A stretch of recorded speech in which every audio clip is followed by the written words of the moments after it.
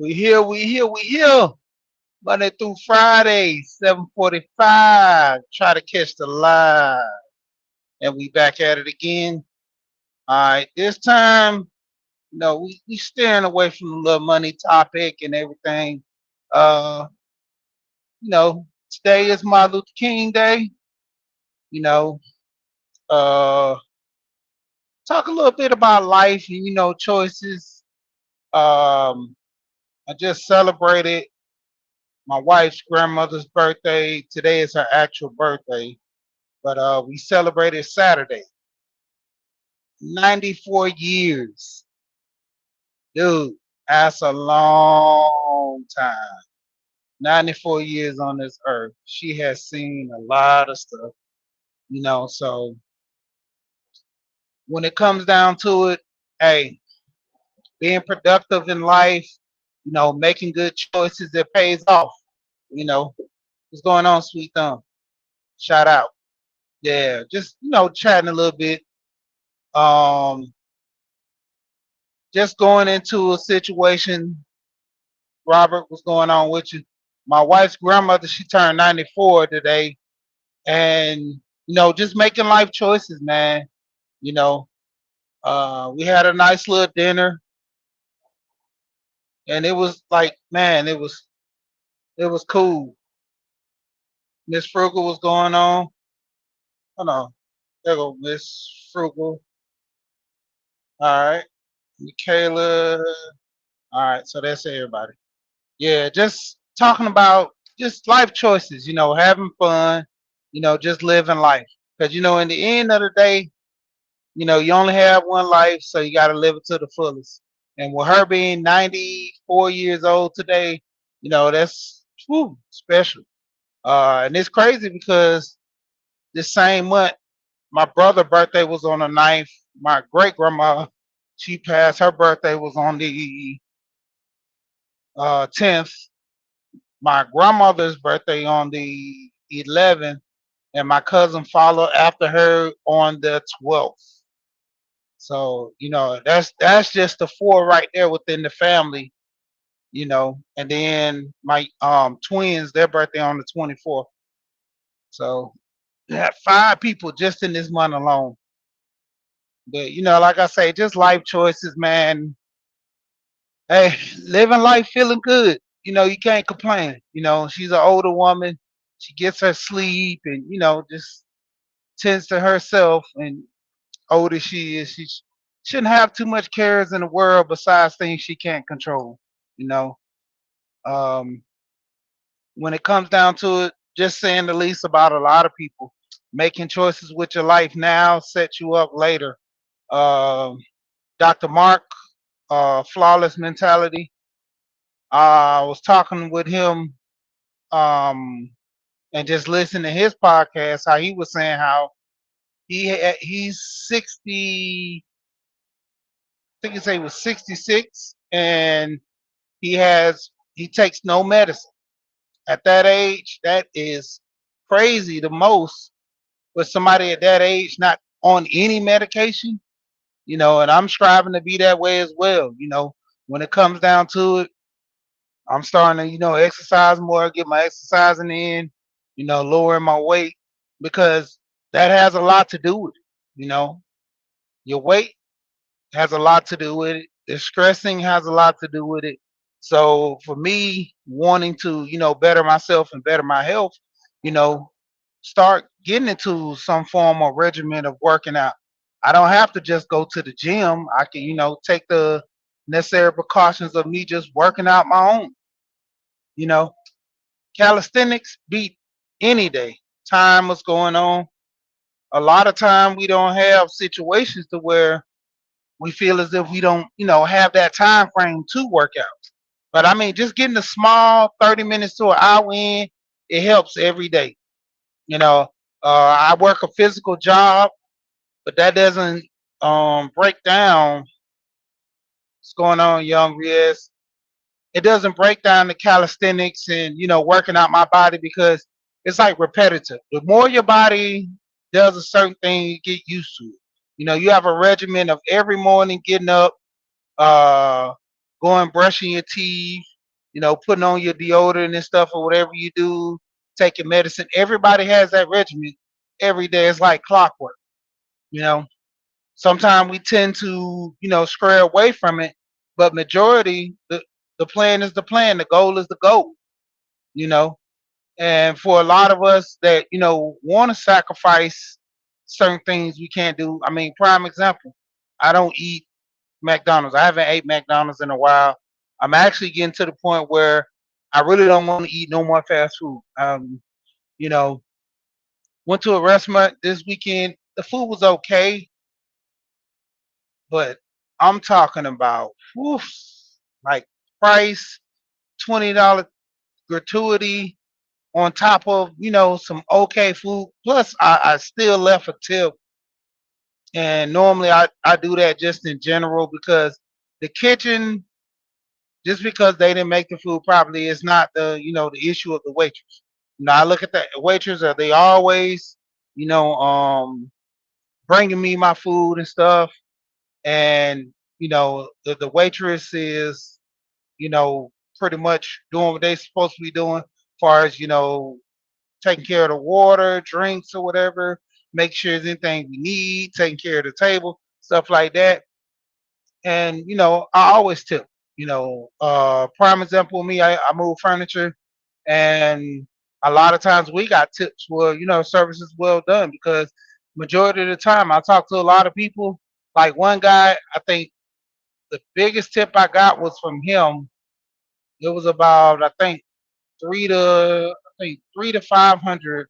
I can't remember. I think it was $500. Yeah, that's what it was. It was $500. That was the biggest tip I ever got moving furniture. And the guy was saying that basically when it came down to it, Nadia, what's going on? Hey, love Saturday conversation. It was cool, but get back into it. It was like crazy. When I talked to him, he was like, "Man, you got my whole life in the back of your truck. The least I can do is tip you if you maintain everything well and all this." And I was like, cool. This is my job to do that, but it's good that I got a tip from you. So I always looked at tipping to be something worth doing when it come down to it, no matter what. Now, if I'm just if I'm coming in, ordering the food, and then walking back out, I don't think a tip is required. But if I come in, sit at the establishment, bring the family, whatever, I think a tip is deserving. Even if everything wasn't up to par, I would still leave a tip, but it'd be a low tip. If you're not, handling the table, and there's not a lot of people in the restaurant, then you're just not doing your job. But if it's a lot of people in the restaurant and you're working, I get that. It's not a problem. Yeah. Yeah, I was just scrolling the internet, Nadia, and I seen you live and everything. So I jumped over there. Great topics. Hey, that's what I'm looking to do, to, kind of spin around, because I know finance, I talk about finance a lot over here. And sometimes it could be good for some and not good for others, but growing and giving the knowledge. So I want to add a little more knowledge into whatever the topics that I spin my channel around, to help people, encourage them to actually budget and be about their money.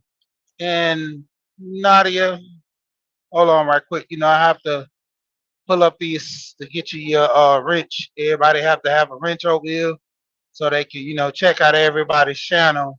You know what I say? Hey, no matter what, just hey, go over there and check out the channel, see if you like it.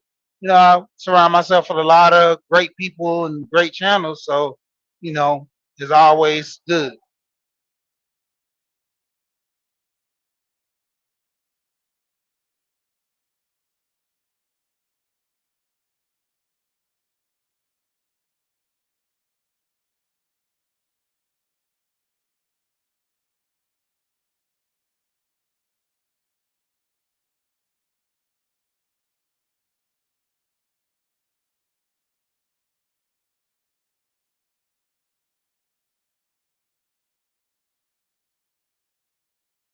So that's everybody. I'm sorry. Yeah, Miss Frugal is the only one that have a reach. Yeah, just making sure. I try to give everybody wrenches so they can go check out each other's channels and go forward from there. You make the decision. Hey, like I say, sub to the channel. Go over there, check them out. I know a lot of times with gamer.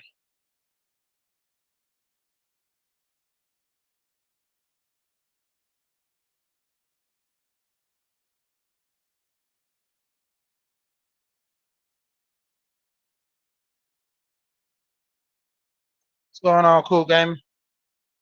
Yeah, when it comes down to it, like I say, just if you're interested in people's channel, check them out. You have a wrench, so you can go check them out. And some people don't, do content a lot. They just good supporters, and ain't nothing wrong with that too. But like I say, I like looking at good content, and I go check out a lot of great channels. You know, some channels that I used to go to, their opinions kind of sway different than mine. So, I don't watch them as much or go to their channels, but at the same time, hey, everybody's deserving of, just a peek to kind of see if you like the channel or not. I ain't really have a topic today to be talking about. Just, came over to say what's up and, just was shouting out my wife's grandmother. Like I say, she turned 94 today. And it's crazy, And like I was saying just earlier, a lot of people make choices in life, and you to live this long, man, that's a blessing, you know. Boss lady Denise in the building, what's going on with you? And so a lot of times, we have issues, we have situations and families that, we need to talk about. Hey, help each other out. I was just talking to this over with my wife last night. We was talking about, just kids needing help, adults needing help, and somebody to talk to. And that's the best way to relieve a lot of stress, because she always, asks me how I don't let things bother me so much. And I told her I don't uh bring people burden and issues along with me. So hey, whatever you're dealing with, that's what you're dealing with. Whatever you're going through, that's what you're going through. I can't be at fault for somebody else's trauma or situations where they're going through because I got to be strong for me, you know. And everybody has their issues, and if we want to talk about it, then we talk about it. We try to build to get through them, then so what? But other than that, it's like nothing more you can really do. I always tell my wife, I say, I'm not going to carry the weight or the burden of everybody else's issues to me. You know, you got to be accountable for yourself, and you can help others, but it's not kind of to a point where I have to take on your burden. Your pain is my pain. Your issues are my issues. No, it's not the case. And most people they understand that when they get to a point in their life to where that they're saying is I'm too blessed to be stressed is really a thing. Like you literally look at life as something not to be stressing over and to be a burden. So for a lot of us, you know, we carry so much trauma from our youth. Um, it's a great channel. It's a great channel. CC the Trucker. I watch her channel, and she always home in on these issues of stress and mental health, and carrying childhood trauma. She talks about that a lot. And I was telling my wife, I was like, she does a good breakdown of it, and it really makes you start thinking about things, not just for your life, but other people's life. Because I didn't see so many people go through so much stress and burden as a child, and they don't know how to cope with it being an adult. And sometimes therapy just doesn't help. In most cases, a lot of people always, stress to go to therapy, but to me, I've been to therapy when I was younger, but the way I learned how to cope with a lot of stuff is, dealing with people I can trust. One of my uncles, that was one of the main people I talked to a lot. you know, he helped me cope with a lot of stuff. My wife, talking with her, you know, and you gotta find somebody you can really trust too, because everybody doesn't have your best interest, especially with talking about private things, personal things. You don't want all this out. You know, I know some people, man, they like the mouth of the South. You tell them anything in secrecy, they will hold it right in your face. But as soon as you turn around, they will tell the world what's going on, big dog. What's going on with you? And it comes to a point to where, you know, like I tell my wife, I was like, if I can't tell you something in secrecy and something that's personal, you can't keep it to yourself. I don't think I can trust you to be my wife anymore. I don't think I would want to be with you because, these are the times in which if I'm telling you something that's private like that, it's to a point to, show that, hey, this is a relationship that we have, that we're kind of sworn to secrecy with certain things. And a lot of times, you know, people not even know who they're dealing with, and it's bad to say. It's like sometimes with people, it's like the devil in disguise. You literally can deal with somebody that you think you love, whether it be man or female, and they're just there for the purpose. You know, sometimes there be women who make a lot of money, and men are just with them because what they can provide and do. Same thing for the women.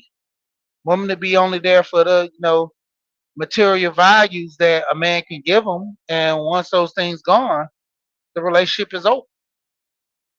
So looking into those type of things, especially with playing on somebody's emotions, man, it, the weight carries heavy, you know, and it comes down to it. I was like, you got to be able to learn how to trust somebody because even the therapist, they're only gonna go so far and so deep with you because some therapists they're kind of sworn to secrecy, but a lot of stuff they have to release.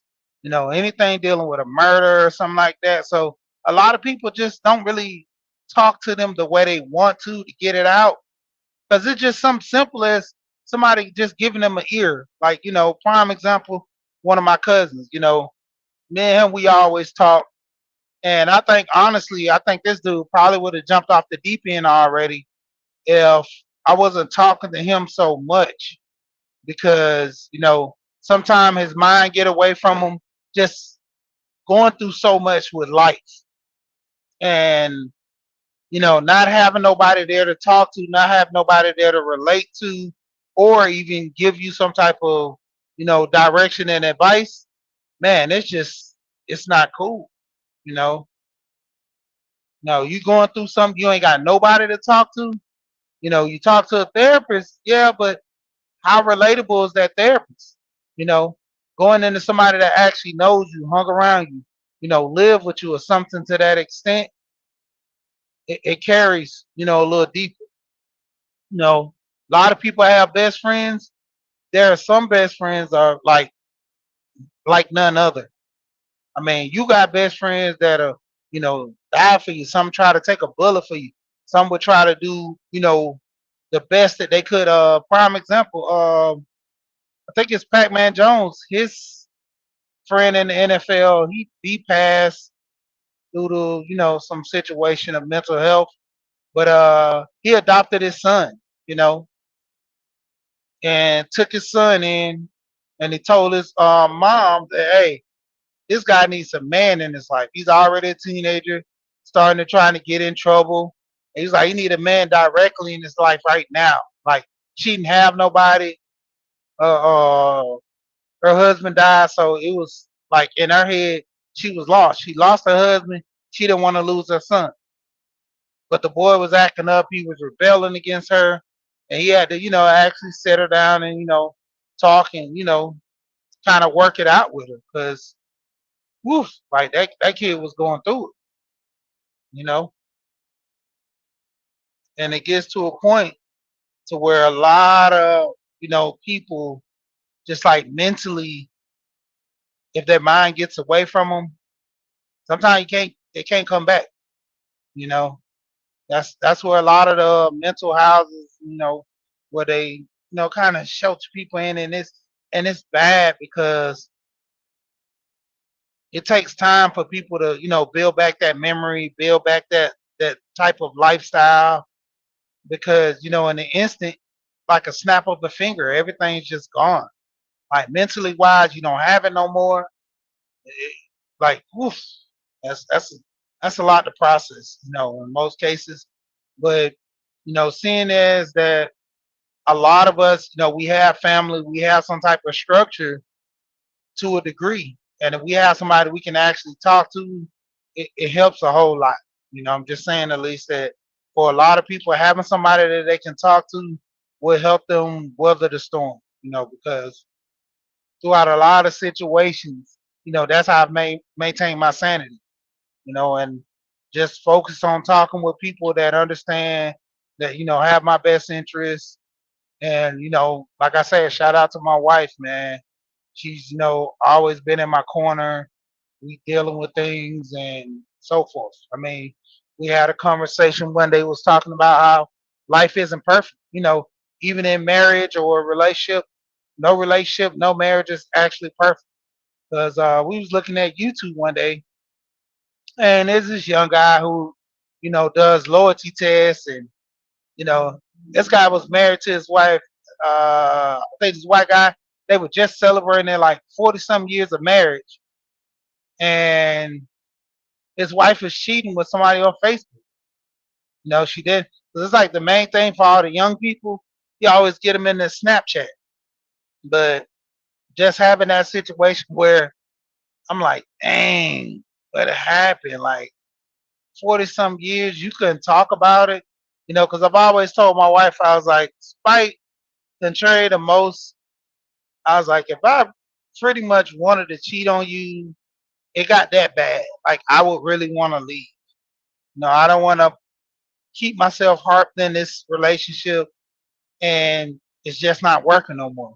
I've seen different scales of people, the way they talk about how sometimes cheating kind of brings you back in, but I'm like, mm, I, I don't see myself doing that, because for the most part, I always talk about like what my kids, and I seen what's the karate guy, Michael Jaleel White, and he's been married for all these years, and the main thing that he said, that he wouldn't want the scandal for his kids, and he was harping on, it's one thing to embarrass his wife like that and to have this whole thing, but to have his kids see something like that, I mean, it would take the cake for him.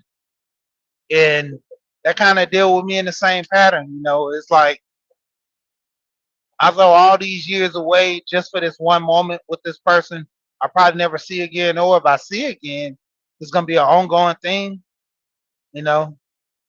And then a lot of times you have them relationships like that where some people are just kind of locked in to where, like, man, they can't get out of something like that, because if it's be a man or a woman, all they got to do is just ruin your relationship by opening their mouth, and you're in trouble.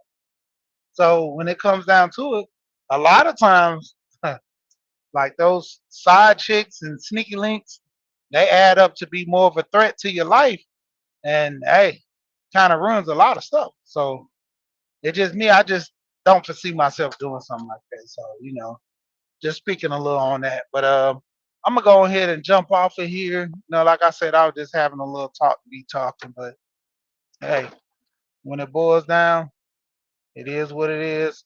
Just live your life with intent and purpose, and have an understanding that, hey, whoever you deal with them accordingly, and so forth. But you know what I always say when I jump off here?